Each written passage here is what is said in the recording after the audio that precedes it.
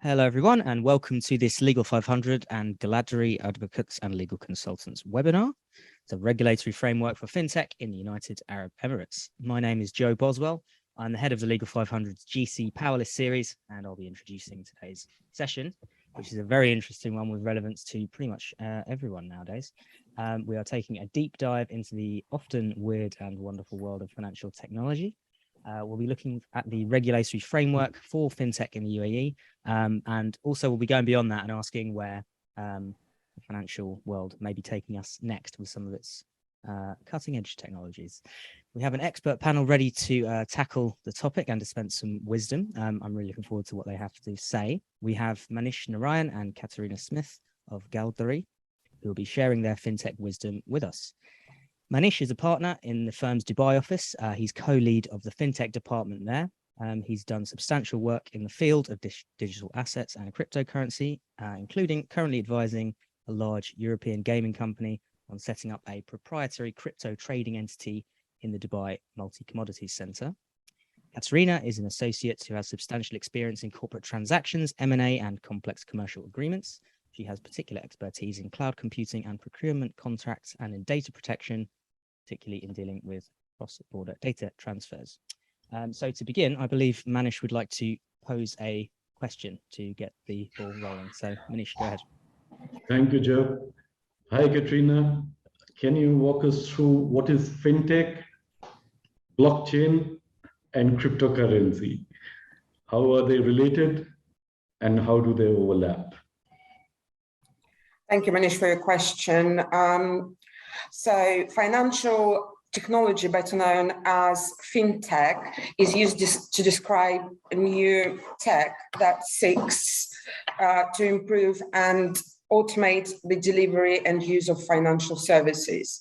Broadly speaking, the term financial technology can apply to any innovation in how people transact business, from the innovation of digital money to double entry bookkeeping. Nowadays, fintech describes a variety of financial activities such as money transfers, depositing a check with your smartphone, bypassing a bank branch to apply for a credit, mortgage, raising money for a business startup, and basically without any assistance of a person. So basically, a company that provides financial services through a software or technology, which could be anything from, as we already spoken, without anything, could be anything from mobile payment apps to cryptocurrency, as a company that operates using fintech. Also, now we are coming to the cryptocurrency. Cryptocurrency first entered our lives as we know it in 2009 as a Bitcoin. What is a cryptocurrency? It is a digital or virtual currency that is secured by cryptography, which makes it nearly impossible to counterfeit or double spend by way it's because it's by way that it is using the blockchain technology, which is a decentralized network-based technology, which we can think of as a Lego blocks, and which are never being deleted and being left there. So no one can basically defraud the system, because the entry will always be there forever. Blockchain is a shared immutable ledger that's facilitates the process of recording transactions and tracking assets, as I explained previously. An asset can be a tangible or intangible, and as well as blockchain is a decentralized system.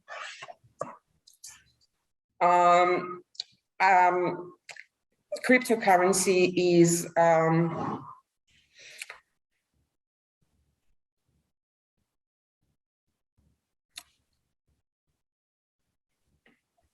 basically based on the blockchain, and they are very much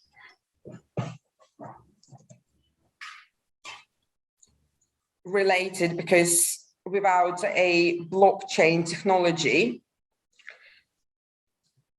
which supports cryptocurrencies, and as I told, that the most known cryptocurrency is a Bitcoin, and there are another at least 4,000 other cryptocurrencies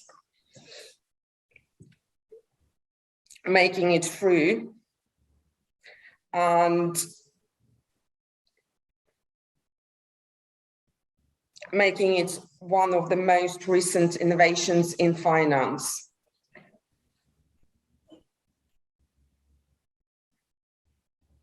Blockchain is a backbone of fintech, and it aims to provide banking with a more seamless and effective experience, from cost reductions to unchecked and conditional bureaucracies in the traditional banking system.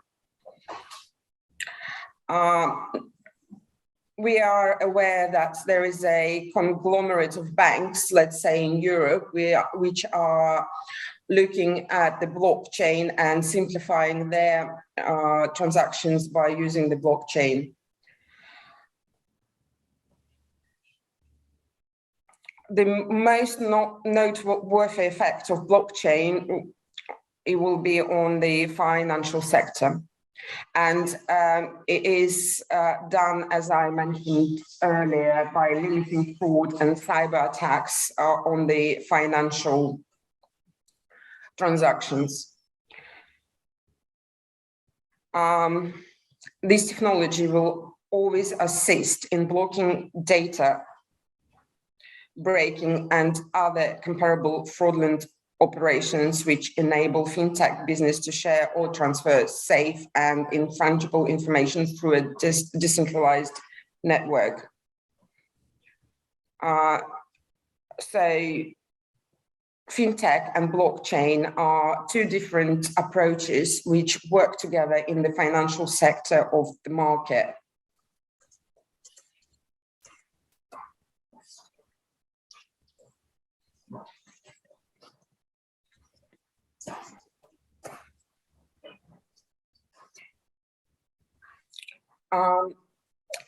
Fintech nowadays is mainly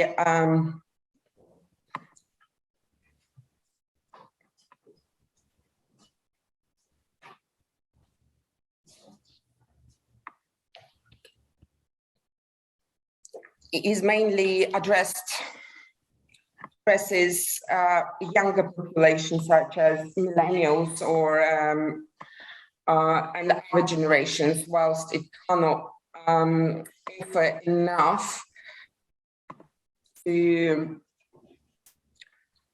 all the generations, because they have a little bit of, I would say, disbelief in the financial and technology, and also some of them are all the population is technologically inept. However, according to the Ernst & Young, nearly 2/3 of the world's population are now using fintech applications. and reportedly 3 out of 4 consumers had become users of money transfers and payment solutions. And according to the various reports, by 2025, we are entering the world where the total digital transaction value will reach $10.5 trillion.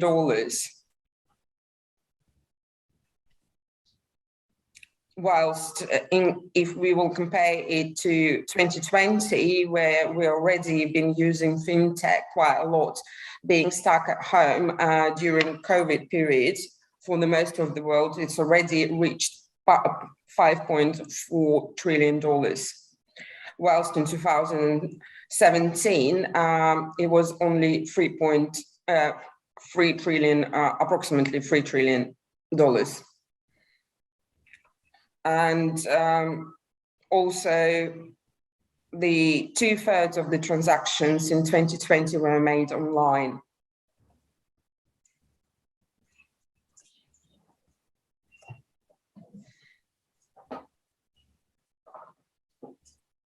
So, what is fintech?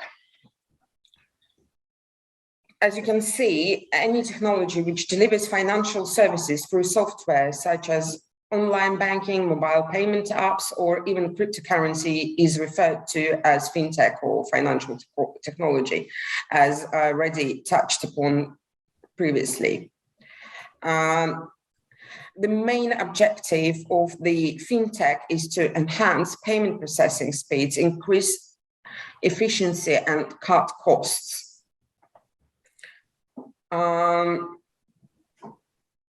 Also, fintech changed our horizons and how our finances are accessed, and replaced many traditional ways we used to deal with our even personal finances as consumers, let alone how business to business used to deal with their financial needs, as well as business to smaller businesses as well, used to raise finances.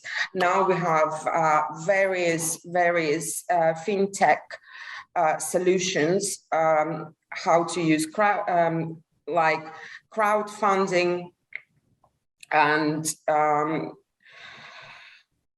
other various other applications which also use artificial intelligence and help to some extent the users to use the services available to them.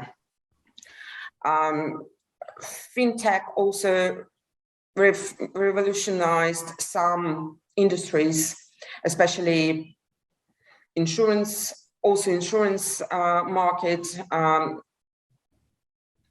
where it's also by way of using also artificial intelligence, because we do not need to be gullible in that respect. I understand that we are artificial intelligence nowadays is watching what we are doing, how we are doing things, and learning more and more from what's been done.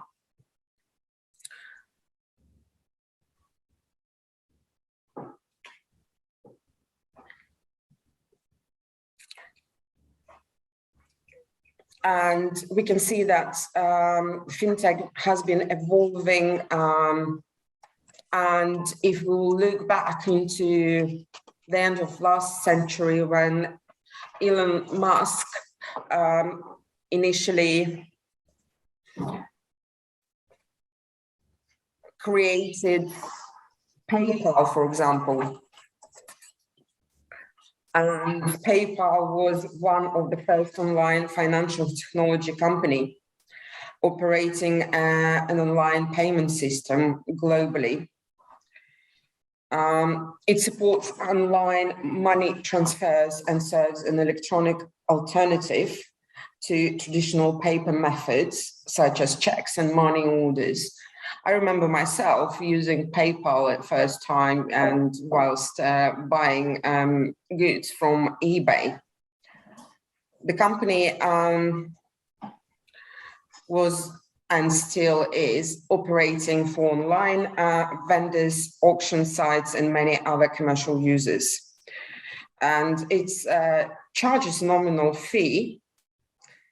And it came actually to the market in 1998 or 1999.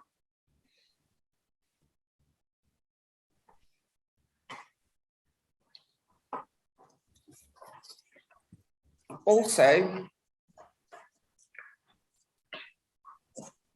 fintech technology could be looked at as far as the mid of the last century.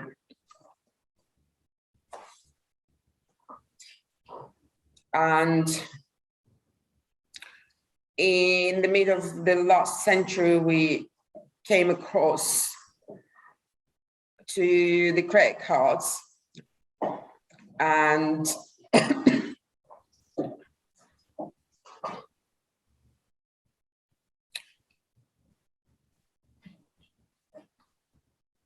the simplest example of fintech from our day-to-day lives is paying for a cup of coffee with a mobile payment app, or ordering a cup of coffee through a food delivery app where the payment can be made online. And we can see that fintech has been evolving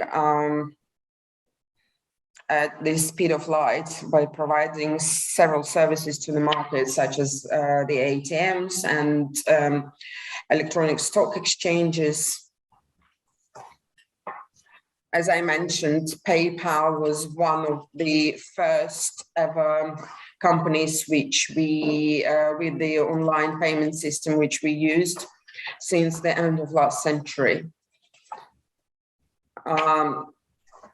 There are many types of fintech, and some of the most popular areas are mobile wallets and payment apps. Also, we need to remember that there are such things like hot wallets and cold wallets. Some people prefer the cold wallets, where you can have, it's basically a head of hardware where you will be storing your cryptocurrency, but you will have to pay a fee for it. Whilst having a hot wallet, that would mean that it will be a free wallet where you can store your cryptocurrency. Crowdfunding, as I mentioned, it's also now an easy way for the consumer to invest in the business, in the new startup products, or even individuals. And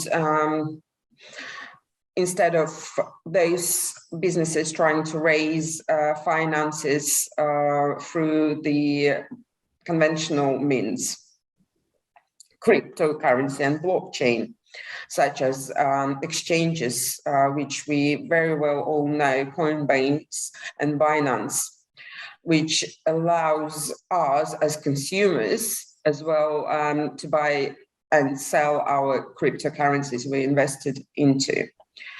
Robo-advisors. Robo-advisors are basically the apps or even online platforms that help people optimally invest their money automatically by using the artificial intelligence. There are various stock trading apps. Robinhood and Archon are popular stock trading apps, which allow investors to be able to trade stocks from anywhere in the world, from their mobile, instead of visiting a broker. So in that case, by cutting out quite a lot of intermediaries. InsurTech, which actually helps the companies that is entering the healthcare and personal finance industry. They also help people with the car and home insurance, such as the apps such as Credit Karma or Oscar Health.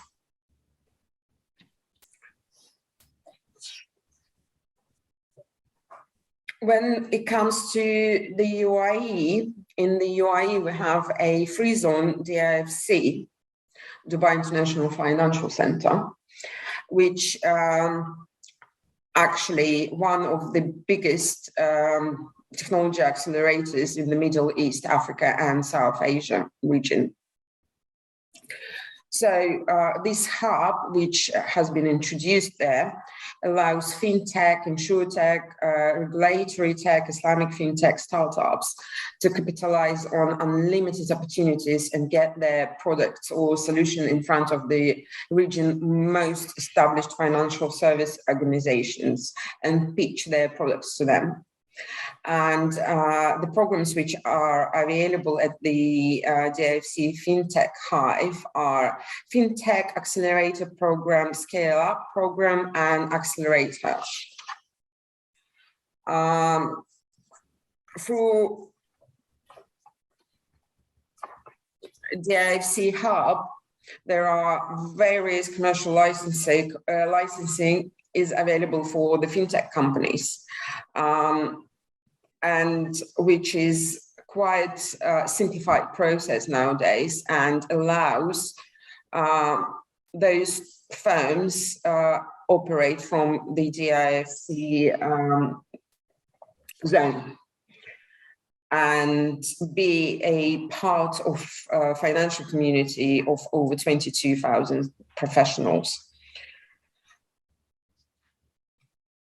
Also, that license gives access to the licensed companies, those who receive the license in the DIFC to work from the DIFC Work Hub, and which is a very good co-working space where people are actually and businesses are able to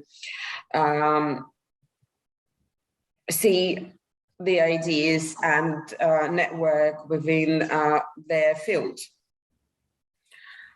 This license, however, this license, it should be noted that is a very short-term but cost-effective because it has no incorporation and registration fees.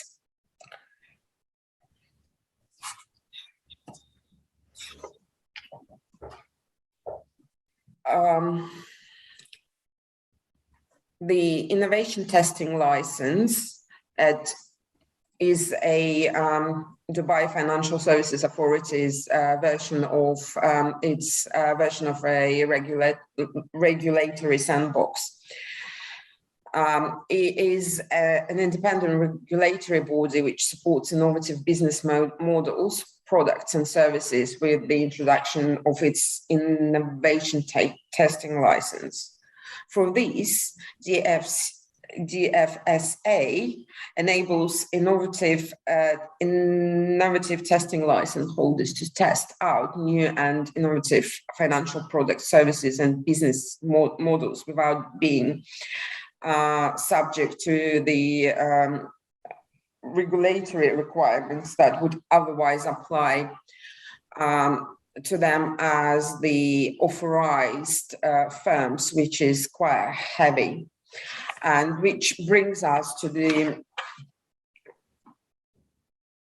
question, which I would like to ask Manish, because we know that financial services are among the most heavily regulated sectors in the world. And not surprisingly, regulations has emerged as the number one concern among governments as fintech companies are taking off and actually taking off our lives.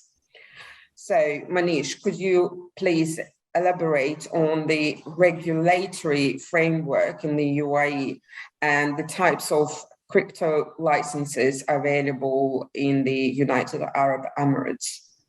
Thank you. Thank you, Katrina, for your section of the presentation.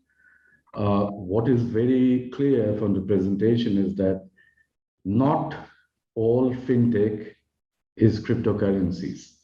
That's a common misunderstanding which people carry, and they use the two terms interchangeably without making a distinction between the two. Getting into the regulations, it is a fact that governments and regulators all over the world are grappling with how to regulate crypto assets and businesses. This is way across from the United States to Singapore to China to India and several other jurisdictions. Regulating a new technology-based asset class is particularly daunting when it exists in a decentralized blockchain. And when I say it exists in a decentralized blockchain, is the hyperledger that Katrina was talking about. And the level of anonymous activities which can be undertaken on the blockchain is a challenge which faces most governments and regulators world over. So what do we do? Do we stay from regulating this asset class and say, let it be decentralized and self-organized and self-regulated? In our understanding, not regulating an asset class, which as of date is worth approximately $1 trillion, is not a real option for governments. And therefore, each of the governments have been bringing about different set of regulations to regulate the use of cryptocurrencies, to regulate businesses who operate cryptocurrency businesses within the jurisdictions. UAE has definitely been at the forefront for developing and deploying a regulatory framework for licensing and operations of crypto activities. Most of these developments have taken place within the past 3 years. And we need to keep in context the fact that it is a new and evolving regulatory landscape, which in our understanding will develop over a period of time to keep in line with the technological innovations and developments which will come about within this particular sector.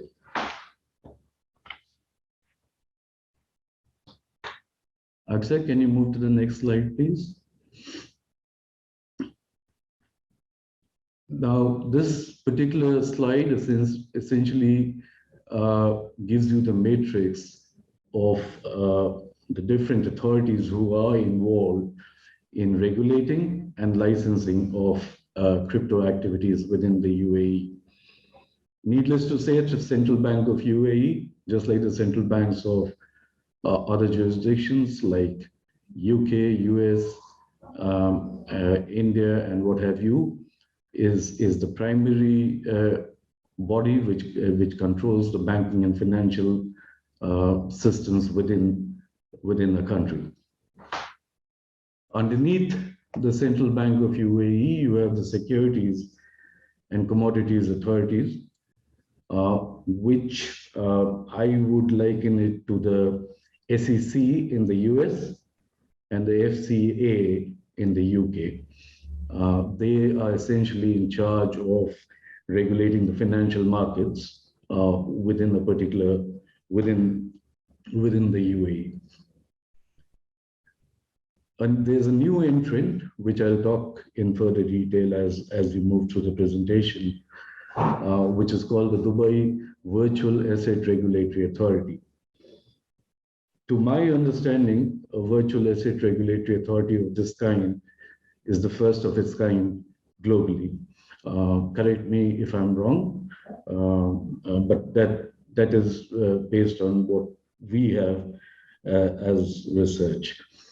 The Virtual Asset Regulatory Authority is aiming to be a central point for regulating and licensing or creating an oversight over the licensing of crypto businesses and activities in Dubai. It is essential to note that the Virtual Asset Regulatory Authority is a Dubai-based entity and does not apply to the other Emirates in the UAE. If we just go back to the Securities and Commodities Authorities, they in turn have entered into memorandum of understandings with the Dubai Airport Free Zone. Understand that there's several free zones which operate in the UAE. The Dubai World Trade Center. There's a link here shows Dubai mainland, but as far as I'm aware, it is not necessarily true. And the Dubai Multi Commodities Center. Move forward. Now, we still stay on the same slide, Aksa, if you don't mind. Move forward, move to the sides. On top of these free zones, which have a memorandum of understanding with the Securities and Commodities Authority, you have the ADGM, which is the Abu Dhabi Global Market, which is a financial free zone based in Abu Dhabi. And they have their own regulator, which is the Financial Services Regulatory Authority, which is the FSRA, which I'll be referring to as we move forward. At this point, all I want to note is that the FSRA has its own set of regulations regulating virtual assets.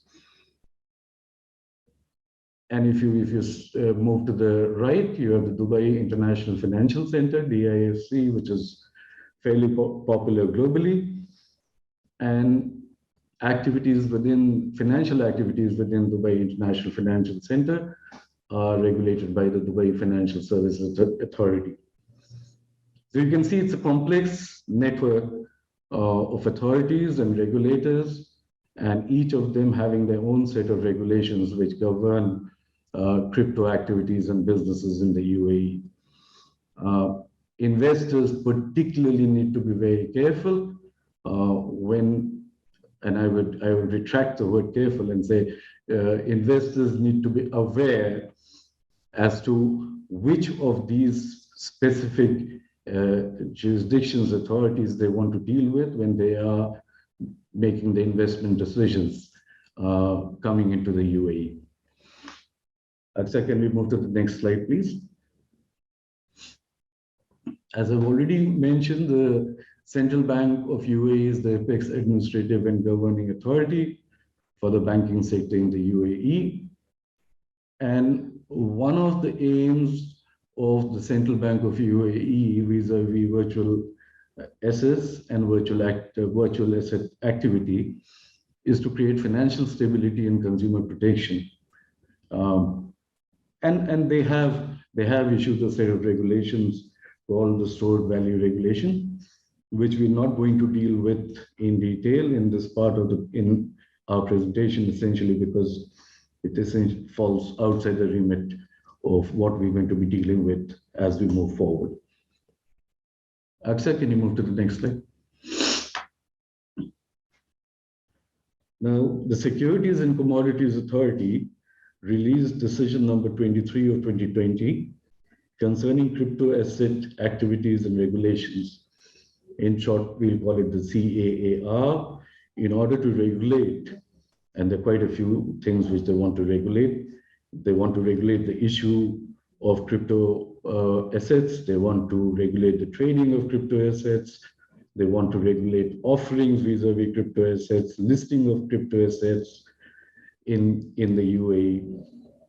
And then they move on, the regulation then moves on to deal with setting up of exchanges, setting up of marketplaces being distinct from exchanges, as in they're more on lines of the OTC, which is the over-the-counter trading systems. They want to regulate crowdfunding platforms, initial coin offerings, custodian services, and other financial services leveraging crypto assets. So it's got a wide ambit, and it's a particularly complex and dense set of regulation, which we lawyers have to grapple with, not necessarily the investor, because it's our job to break it down into simple, understandable parts and put it across. As I mentioned earlier, SCA, which is the Securities Commodities Authority, with its own with its key regulatory framework, has entered into memorandum of understandings with the DMCC and the DWTCA and DAFSA. So these are three separate free zones. At no point should we confuse it with the DIFC and the ADGM. They are separate, independent financial free zones with their own laws and regulations.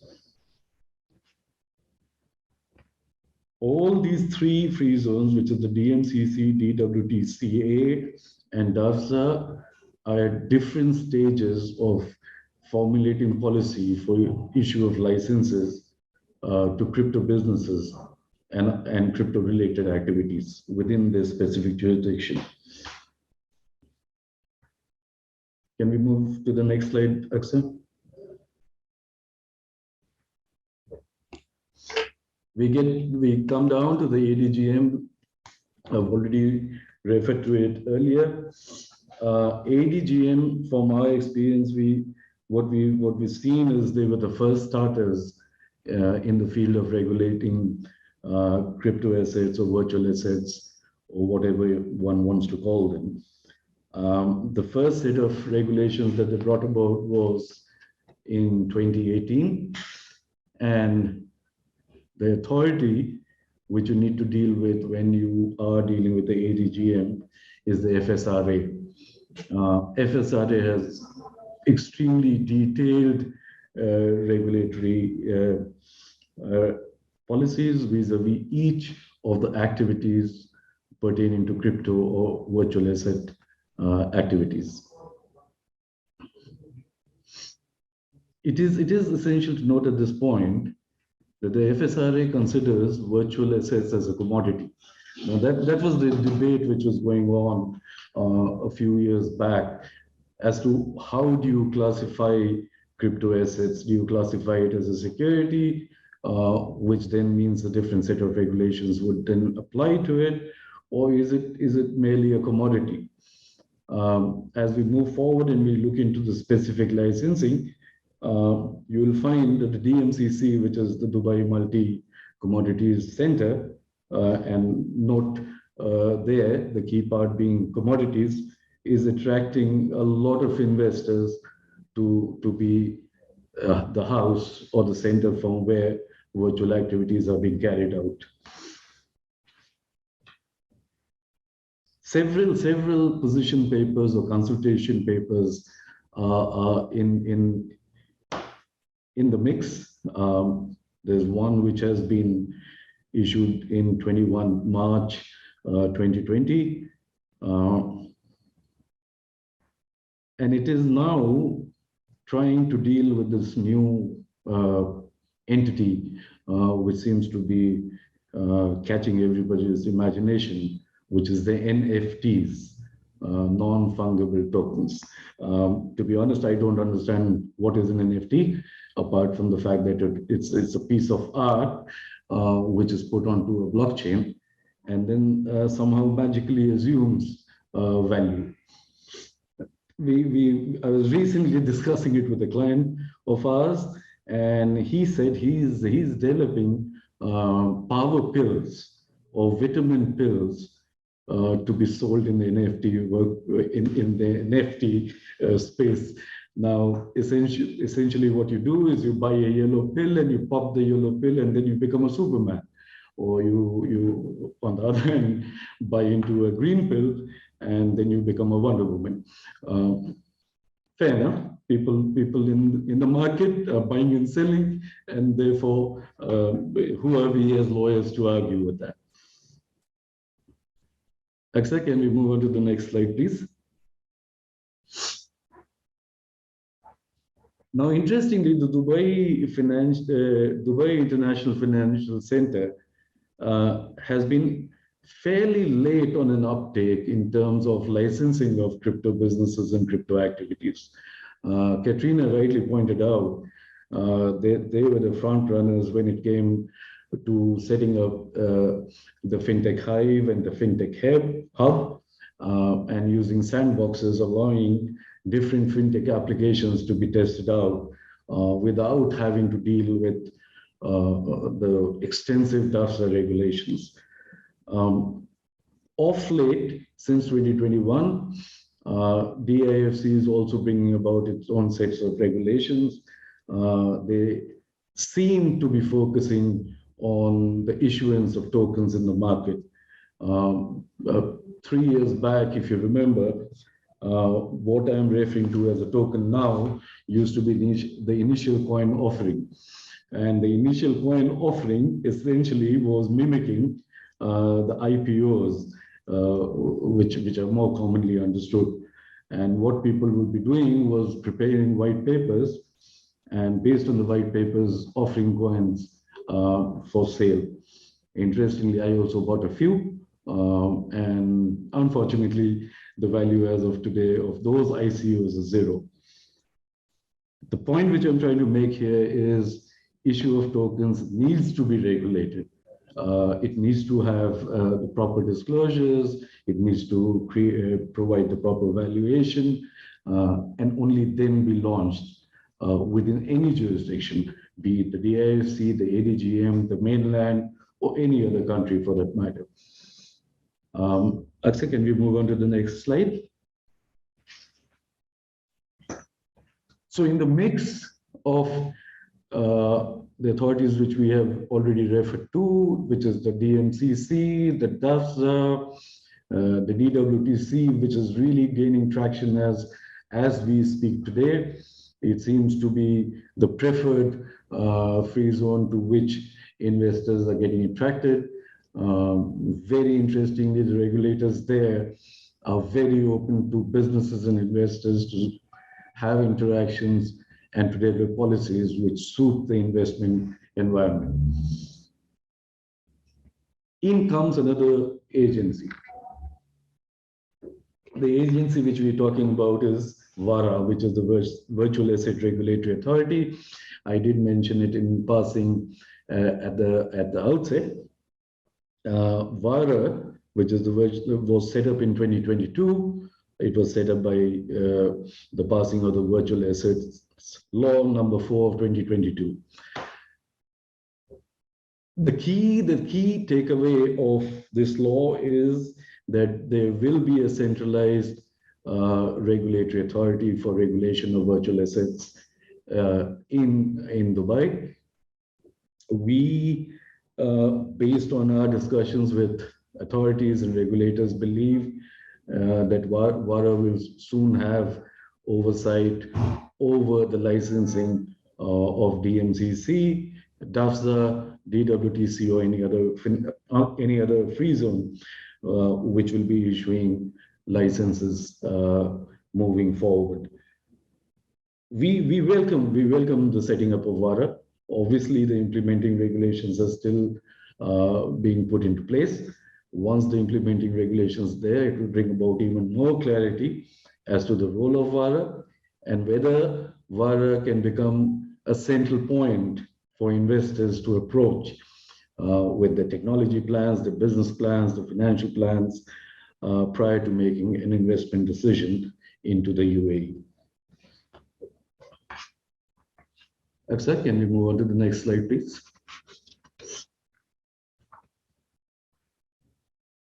This section, essentially, I'm just repeating, and I'll go through it very quickly. The authorities which are issuing crypto activity licenses in the UAE is the DMCC, is the DWTCA, it is the DAFSA, ADGM, and DIFC.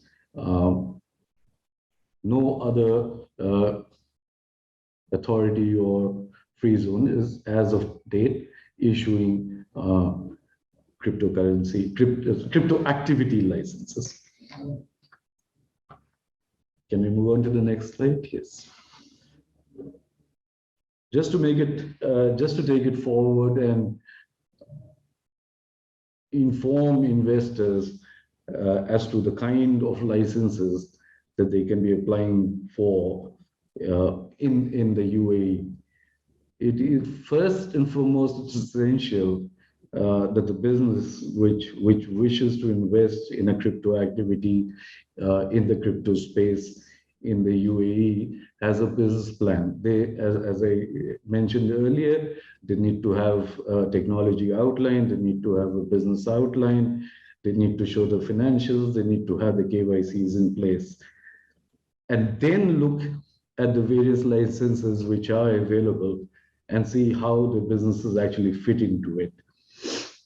Having said that, the licenses which we have listed out here are not exhaustive, as in they're not conclusive. They are exhaustive to the extent that, yes, these are the licenses which you can apply for as of date, but it is our understanding clearly from the authorities and the regulators that if there are business activities which have not yet been addressed through these licensing, they are open to discussion. So one of the takeaways which we want you to have from this presentation is keep in mind regulators and authorities are extremely open. They are approachable and they're approachable both through lawyers and by yourselves. Therefore, you don't necessarily need to go through a lawyer to get a seat before the regulator and explain exactly the nature of the business that you're going to be dealing with or you want to bring in into the UAE. The first license which we talk about, and it's a tongue twister, and I keep telling my colleagues as I wish they had a simpler word for it, is called proprietary trading in crypto commodities. Now, what is proprietary trading in crypto commodities? It is very much on line of over-the-counter trading, which I was talking about earlier. 3 years back, we had a client who we advised on setting up an OTC. There was no OCT, sorry. There was no specific licensing at that point of time. Banks were not open to set up accounts for such businesses. And an extremely complex matrix had to be developed when escrow accounts had to be put into place where the buyer would deposit funds and the seller would then release the crypto from wallet to wallet, verify that it was done, and then the escrow agent would release the funds to the seller. Things have been simplified with this proprietary trading license, and it is an activity which we have found majority of the investors in this space are gunning for. Very recently, and correct again, I'm willing to be corrected on that. Proprietary crypto mining. 2 months back, when we were scanning the entire landscape to see whether a company could get a crypto mining license, the answer which came back to us was no. And interestingly, the DMCC has added it. Crypto mining, to explain it in very simple terms, is not coal mining. I come from a coal mining region in India. It is about mining crypto using extremely fast computing systems and processes. The other license, it seems to be it's essentially a hybrid. It's a distributed ledger technology. A lot of things fall within the remit of what is a distributed ledger technology. Essentially, blockchain-based developments, innovation, new apps can also be located within the DMCC. And obviously, at that point, this license will compete with the DIFC hub license, which Katrina was talking about. Investors would need to see what are the regulatory requirements and specific to the activity which they need to which they wish to undertake, and then make a determination as to whether they want to set it up in the DMCC or in DAFSA. Metaverse service seems to be catching everybody's imagination. My understanding of metaverse, or our understanding of metaverse at the firm, is this is Second Life. Was it Second Life? Yes, it was Second Life. Sometime in 2000, where you could have avatars, and I could be a monkey talking to Katrina, who could be an angel, and what have you. However, metaverse in its new avatar is essentially using the blockchain technology to develop platforms wherein there'll be a lot of I would imagine social interactions. My personal understanding is that the metaverse may eventually become another form of e-commerce. Way back in the early 90s, we were disbelievers in electronic commerce when I used to be advising clients. And I would suggest, okay, if you don't have a payment mechanism, use COD, use cash on delivery.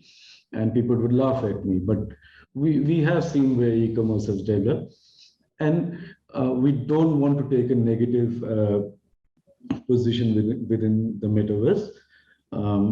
There are components and aspects of business which will thrive in the metaverse. Therefore, if investors are looking to develop metaverse platforms and obviously develop their apps within the metaverse, the MCC again becomes a very attractive place. NFT marketplace provider. I see NFTs marketplace essentially working in tandem with the metaverse service providers. I do not necessarily see them working separate from each other. Having said that, NFTs can be sold minus the metaverse. That stands as a fact. Abhishek, can we move to the next slide? I've already indicated that the Dubai World Trade Center is getting a lot of traction, and authorities and regulators are focusing on the Dubai World Trade Center as the place for investors to invest and develop this sector of business. I'm not going to speak about the proprietary trading license. Yes, you can apply for it. Distributed ledger technology. Yes, you can apply for it. And interestingly, crypto exchange licensing applications are being considered by the Dubai World Trade Center on a case-by-case basis. There is lack of absolute clarity as to what the regulations will be as we move forward, but we do hope to see those regulations in place fairly quickly. Next slide. ADGM, obviously, they were the first starters. They had extensive regulations. And if you just go through the list, you'll see all crypto asset exchange licenses which can be applied for, marketing of crypto assets which can be applied for, management services wherein you actually manage the crypto assets of funds or crypto funds of other entities, and so on and so forth. Buying and selling and exercising any right in accepted crypto assets. I have never seen that license being applied for. But however, it is listed as one of the activities you can apply for a license for. ICOs, which I referred to earlier, ICOs transitioning into tokens, where ADGM is, as of now, the only jurisdiction which has extensive regulation and licensing for issuance of ICO. Joe, am I overrunning my time? I hope not. I will move fairly quickly from. Is it okay? Go on as long as you need. Thank you so much. Licensing at DAFSA, I don't want to repeat and take up time. The only license that you can apply for in DAFSA is proprietary trading in crypto commodities. To date, we have not yet received a query which specifically says we want to set up in DAFSA and get a proprietary trading license. Hopefully, it will happen as we move ahead. Now, the case study which has been outlined here for you is essentially a very large video gaming entity in Europe wanted to enter UAE. To begin with, the initial plan was to actually do proprietary trading and also to issue tokens, or as commonly understood was issue of ICOs. Based on the business plan provided to us, we obviously recommended that the place they should go calling is the ADGM, is because the ADGM is the only jurisdiction wherein they can actually launch an ICO. It is essential to understand regulations. The regulatory framework of FSRA is fairly stringent and not easy to comply with. Based on our inputs, they then eventually decided that they will go for an ICO in some other jurisdiction, which is fairly relaxed vis-a-vis launch of ICOs and tokens, and then agreed upon getting a proprietary trading license in the DMCC, which we secured for them within a period of 3 to 4 weeks. Again, for investors, it's extremely critical to remember that the first thing that any authority, whether it's the DMCC, whether it's the ADGM, whether it's the DWTCA, or what have you, the first document they'll ask for is your business plan, your technology outline, and your financial outlines. Just approaching them without that is not going to work. So that's legwork which they can do prior to approaching lawyers or consultants or what have you, or approaching the authorities themselves, skipping the lawyers and the consultants.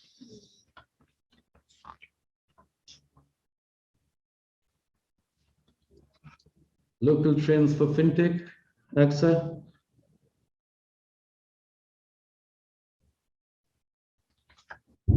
I've already indicated we look forward to seeing how Dubai Virtual Assets Regulatory Authority will play a key role in licensing and regulating crypto businesses in UAE. From all indications, they will become central to all processes within this sector. Interestingly, if you go back to the case study, when they did get the license for proprietary trading at the DMCC, 2 weeks after they got the license, they were informed that you do need the nod or the go-ahead from VARA as well. Will cryptocurrencies be accepted nationwide as a currency? I'm not going to guess. And it's a brave man who guesses whether or not it will become currency, whether in the UAE or whether in other jurisdictions of the world. Will more free zones, special free zones allow for fintech or crypto-related licensing? My guess is yes, because there is a lot of throughput, there's a lot of queries which are coming through the door, and I don't see any reason why other free zones don't jump onto the bandwagon to provide the licenses. Global trends for fintech. I don't want to spend too much time on it. I'm not an expert on global trends. But the fact is, yes, as Katrina also rightly pointed out in her section of the presentation, that fintech companies are increasing investment to catch up with the blockchain innovations. Blockchain could potentially boost global economy to $1.76 trillion over the next decade. The area where we see blockchain payment systems being extremely effective is payment in cross-border trade. And IBM is backing one of the largest payment processing system for cross-border trade called WeTrade. Happy to give answers or further clarifications on that. China and the US, yes, two of the largest economies, always fighting, two of the largest investors in innovation technology moving forward. Banking operating costs will be reduced by 22% around 2030. I do hope so. A lot of us who live across several jurisdictions, I live in UK, India, and now Dubai. It's all about remittances and transfers and payments. And the time and the cost that these payments take, if they can be reduced using blockchain, smart contracts, or artificial intelligence, then I think that's a fantastic move forward. Fintech payments will be driven by digital wallets and mobile payments. This has already been covered by Katrina, therefore I will not overstep my remit. And the increase in financial products and services is expected to increase regulatory scrutiny, intervention. Yes, for sure. Any investor coming and investing in the sector needs to be very careful about on the anti-money laundering laws applicable within the UAE, the DIFC, ADGM. Be ready for your KYCs, be ready to declare where your funds are coming from, failing which there is an issue. And with that, I think I pretty much covered this section. I will now open it up to the very patient audience for question answers. Okay, so we've had a few questions come in. The first one, I think it was part of Katerina's portion of the presentation. So I think you mentioned there's 2,000 fintech firms based in the Middle East. I think the question was how many of those, what proportion of those are cryptocurrency based, and what proportion are working on other fintech areas? As far as we are aware, there is about, they were commenting that it will be about 50%. However, this data is not readily available. So, but we were told that would be around 50%. What are the other main areas then? So 50% is crypto. There's quite a lot of artificial intelligence firms which are registered with the hub, amongst them, and educational as well. But educational is as being edu-tech, as they're called, they are still require KHDA registration, and that is not very straightforward. It's more of the encyclopedia kind of apps at the moment, or technologies which they are registering through that and moving forward. So the vast majority, if half the companies are crypto, and then there's a big mix of other ones, then crypto is by far the most common type. Yes, and then the second one will come artificial intelligence. AI. Okay. Cool. Okay. Got a question here about central bank digital currencies. So my understanding is there's been some efforts to launch that sort of thing in the Middle East in various places. So the question is, how are they proceeding? So, you know, very good question. Last I heard, UK central bank was also aiming to issue a central bank digital currency. They've got other They things had to a worry about. position paper, it went through the loops, and who knows, maybe Rishi Sunak will come about and do something about it.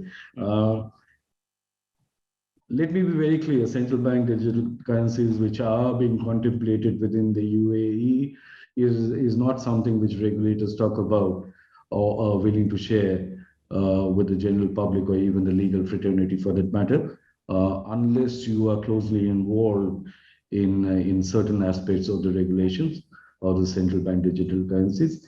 I would not personally want to guess as to when it would come about, but it is reasonably certain that whether in the Middle East or whether in Southeast Asia or South Asia, it is going to come about in the coming 2 years.